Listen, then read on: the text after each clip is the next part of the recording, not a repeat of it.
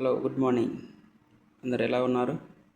నిన్న చెప్పుకున్నాం కదా, ఐఐటి జేఈ అడ్వాన్స్డ్ రాయకుండానే ఐఐటిలో ఎలా జాయిన్ అవ్వాలనేది ఈరోజు తెలుసుకున్నాం.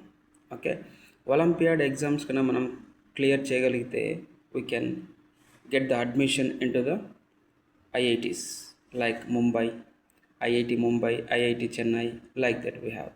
I will give information on the screen which universities or IITs will offer the which courses and on the basis of Olympiad.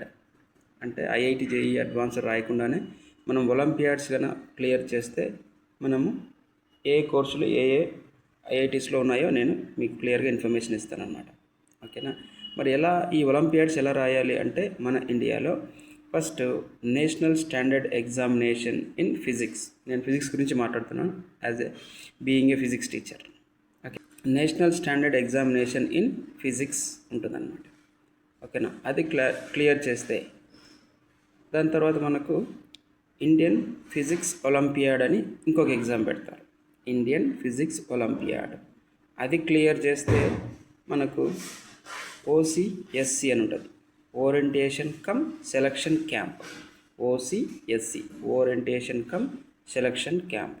దీంట్లో మనకు క్లియర్ చేస్తే దానికి ఏమవుతుంది, ఇంటర్నేషనల్ ఒలింపియాడ్స్కి మనం సెలెక్ట్ అవుతాం. ఓకేనా?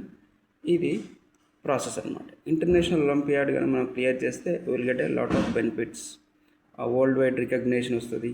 తర్వాత మనకు ఈ లోకల్ ఇండియన్ ఐఐటీస్లో అడ్మిషన్ వస్తుంది, సీట్ వస్తుంది. మనకు కావాల్సిన బ్రాంచ్ అంటే అక్కడ ఉన్న అవైలబిలిటీలో ఉన్న బ్రాంచెస్ మనం చూస్ చేసుకోవడానికి పాసిబిలిటీ ఉంటుంది అన్నమాట. ఓకేనా?